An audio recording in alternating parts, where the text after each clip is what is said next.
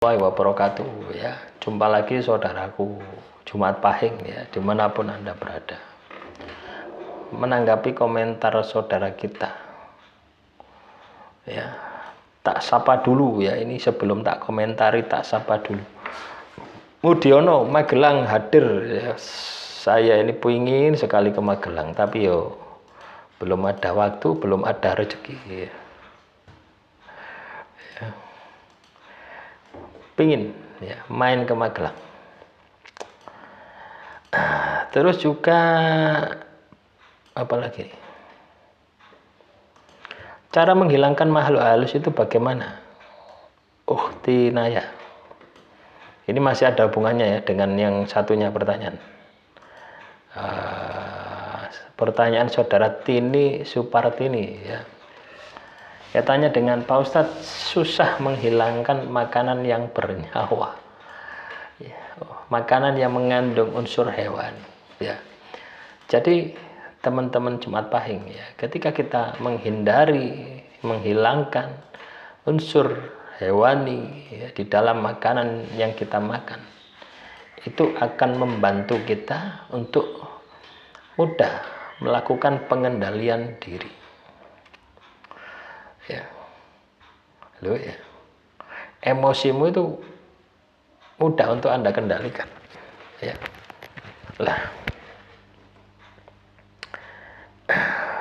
Jadi kalau misalkan Anda katakanlah mampu mengendalikan emosi Anda, maka jalan kesuksesan Anda, pintu kesuksesan Anda itu terbuka lebar, terbuka jauh, terbuka lebar. Ini penting ya, ini penting untuk Anda sikapi ya, ini penting untuk Anda aplikasikan di dalam kehidupan Anda ya. Jadi ketika teman-teman ya Jumat Pahing ini katakanlah tidak bisa emosinya labil, salah satu treatment ya, salah satu cara untuk melatihnya yaitu kurangi makanan yang mengandung nyawa. Anda bisa mengurangi makanan yang mengandung nyawa, itu hasilnya luar biasa. Ini saya sudah buktikan ya, selama 4 tahun lebih ya. Ya, itu tidak hanya saya kurangi makanan yang mengandung unsur nyawa saja ya, tapi tak gawe poso gitu loh ya. Jadi tak maksimalkan sekalian gitu loh ya. Saya buat poso Nabi Daud itu kurang lebih 1,5 tahun ya.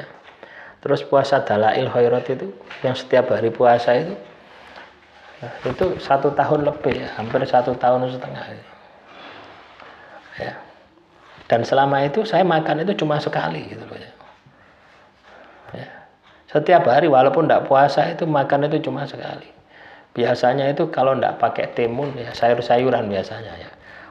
Timun, manisa ya. Terus apa lagi? Sawi putih biasanya ya. Yang banyak kadar air-airnya itu. Nah, itu tak gawe sambal ya, sambal berambang, nggak ada terasi, atau sambal bawang. Ya, sambal bawang, kasih bawang digoreng ya. Bawang digoreng kasih lombok, kasih uyah, kasih garam. Uyah sampai garam podo ya. Kasih gula ya, gula sama garam. Sudah itu saja. Nasi sak piring. Ya, kadang timun itu habis 2, 3 ya.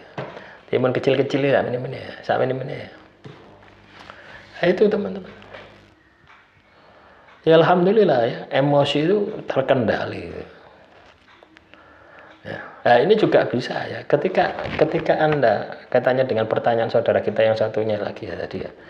Ketika di dalam tubuhmu itu ketempatan makhluk halus, itu emosimu pasti akan labil, nafsumu itu akan bangkit. Ya, seneng mangan, seneng turu, seneng kelon. Nah itu, pokoknya nafsu hewanimu itu akan bangkit. Ketika di dalam tubuhmu itu ada makhluk halusnya. Males ibadah. Ya, silakan dicek ya. Teman-teman Jumat Pahing, kalau Anda ya males ibadah, doyan mangan enak, sing pokoknya lek gak mangan gak ono lawone, gak ono daging-daging. Ya.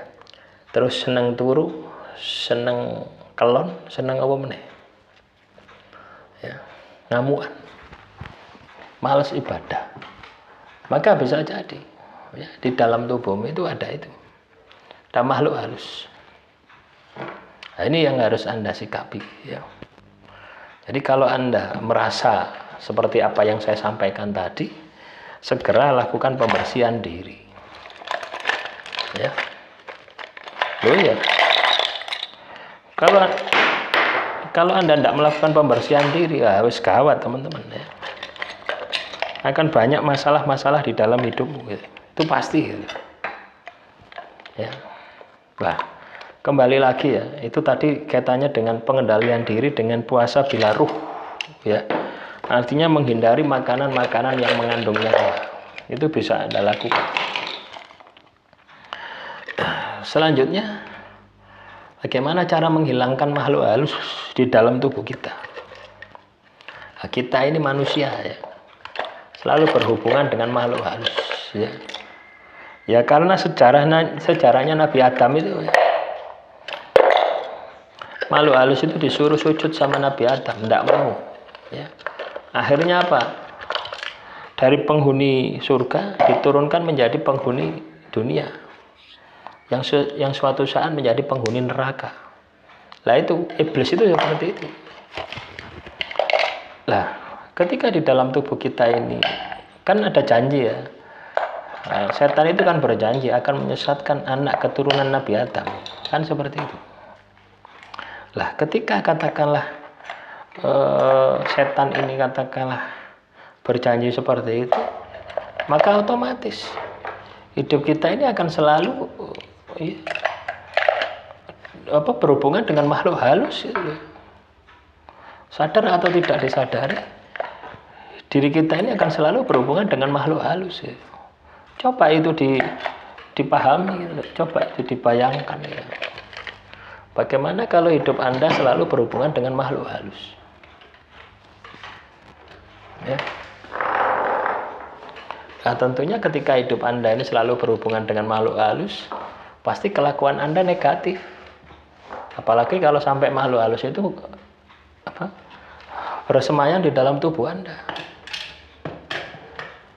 Nah, itu yang terjadi. Nah, pertanyaannya, bagaimana supaya makhluk halus itu ya, pengaruh keberadaan makhluk halus itu tidak berakibat fatal? Maka yang perlu Anda lakukan adalah jaga ibadahmu ya. Ibadahmu ini jangan sampai Anda tinggalkan ya. Karena ketika Anda meninggalkan ibadahmu, maka makhluk halus tersebut akan kuat ya. Loh ya, makhluk halus itu akan kuat. Lah ketika makhluk halus itu kuat, apa yang terjadi? Ya, hidupmu pasti akan banyak masalah. Ya. Nah, dari sini semoga apa yang saya sampaikan ini bisa Anda pahami ya. Bisa Anda pahami, bisa Anda sikapi, dan bisa Anda terapkan di dalam kehidupan Anda. Jadi jogon ibadahmu. Tidak cukup hanya ibadah ketika dampak makhluk halus tersebut di dalam tubuh Anda itu fatal ya. Anda bisa tambah dengan tirakat, terutama puasa. Tirakat puasa ini adalah pengendalian diri, belajar untuk mengendalikan diri, mengendalikan emosi. Karena makhluk halus ini yang diserang emosi. Ketika emosimu labil, tidak terkendali, ya, tubuhmu akan menjadi sarang makhluk halus. Ya, nah salah satu strateginya adalah menghindari makanan yang mengandung nyawa. Ya, sayur-sayuran, buah-buahan, ya itu dimakan. Ya, sego pecel, ya enggak apa-apa tuh, kan enggak ada unsur hewaninya. Ya, enggak ada endok, enggak ada begedel, ya, ada mendol. Nah, bisa tuh seperti itu bisa. Ya, nah, jadi seperti itu ya. Demikian yang bisa saya sampaikan. Semoga materi yang singkat ini bisa bermanfaat. Wassalamualaikum warahmatullahi wabarakatuh. Salam rahayu, rahayu, rahayu.